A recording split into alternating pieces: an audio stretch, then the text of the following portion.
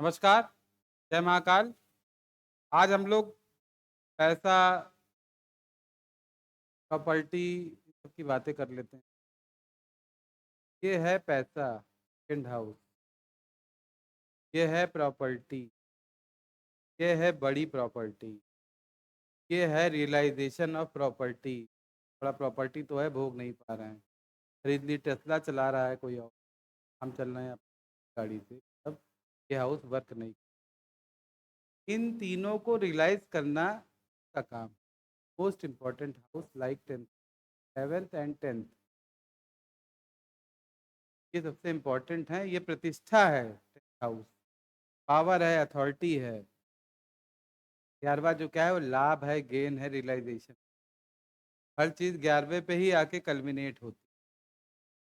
किसी भी कुंडली में अगर second house, fourth house, sixth house, 11th house, इनके लिंक्स जो है आपस में बन जाते हैं, तो फिर समझ लीजिए कि धन संपत्ति, पैसा, प्रॉपर्टी बहुत।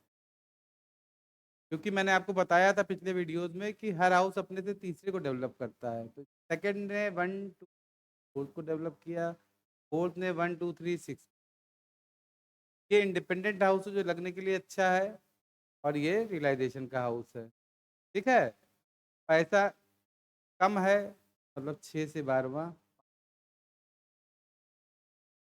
और 10 से 9वाँ, 11वें से 10वाँ भी 12वाँ है, तो ये भी पैसे के लिए कोई बहुत नहीं है, अथॉरिटी अथॉरिटी के लिए क्लाइमेक्स। तो मान लीजिए किसी में 5, 9, 10 में ही सारे मतलब प्लैनेट लिंक हैं, तो पैसे के लिए बहुत खराब है, खासकर 5, 9 की कुंडली में 5, 9 ज़्यादा डोमिनेट होगा तो बड़ा स्पिरिचुअल और अध्यात्म ज्ञानवान के लिए बहुत अच्छा है। दीज आर द त्रिकोणास very good houses, but as far as the money and worldly affairs are concern, these are not at all a good house. Just like लग्न के लिए 12वां और 8वां बहुत गड़बड़ है। जैसे ये 7वां हाउस है, तो ये पार्टनरशिप का है, तो अगर ये हाउस ऑपरेट होता है तो आप पार्टनरशिप में पैसा कमाएँ। अगर इसका लिंक जो है आपके पैसे वाले भावों से हो जाता है 7वें से, तो आप उस तरह से पैसा कमाएँगे। एक्चुअली होता क्या है ना कि कोई कुंडली में कोई फिक्स रूल नहीं है, लेकिन हर कुंडली इंडिविजुअल होती है, हर एक आदमी तो दोबारा पैदा नहीं होता है। जैसे कि हमारा डीएनए लेते हैं ना, तो सबका अलग होता है।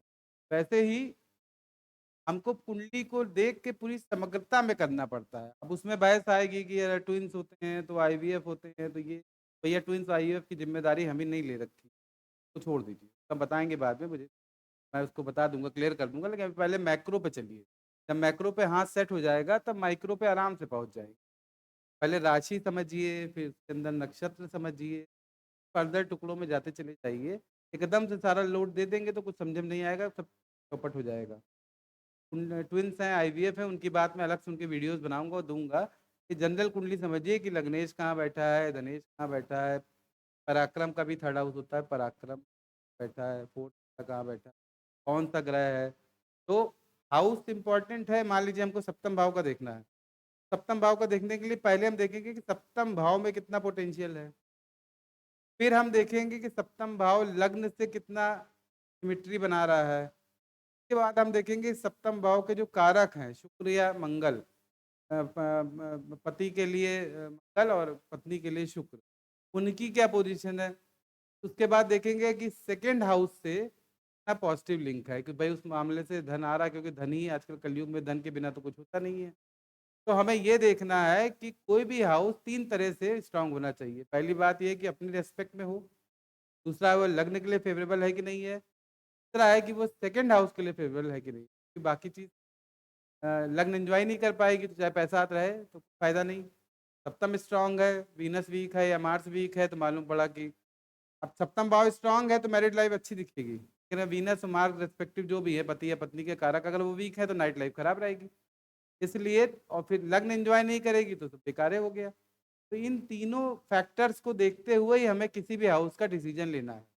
और हमेशा बता रहा हूँ कि 8-12 बहुत खराब हाउस है, और छठा भी इनसे अगर लिंक हो गया फिर ऐसी की तैसी, कुछ बचता नहीं। चौथा भी लग्न के लिए बहुत शुभ नहीं है, लेकिन भी 30% कह सकते हैं।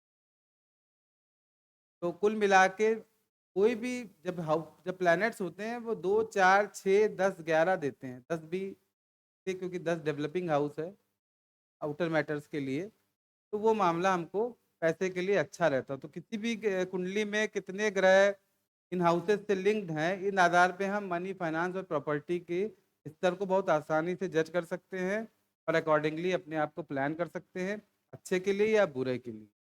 और मैं ये ठीक कर दूँगा, मैं वो बदल दूँगा, मैं तुम्हारा ये कर दूँगा, मैं तुम्हारा ये ग्रह बदल दूँगा, ये तुम्हारा ये कर दूँगा, ये सब छोड़िए। पढ़ने वाला है, कुंडली में अपना ज्ञान लीजिए, अपने डॉक्टर, अपने वकील, अपने ज्योतिषी स्वयं बनिए और समाज को अच्छी दिशा निर्देश दीजिए, बढ़िया जीवन रखिए, सबको मर के जाना है, अच्छा सोचना चाहिए। आज के लिए इतना ही, नमस्कार, धन्यवाद।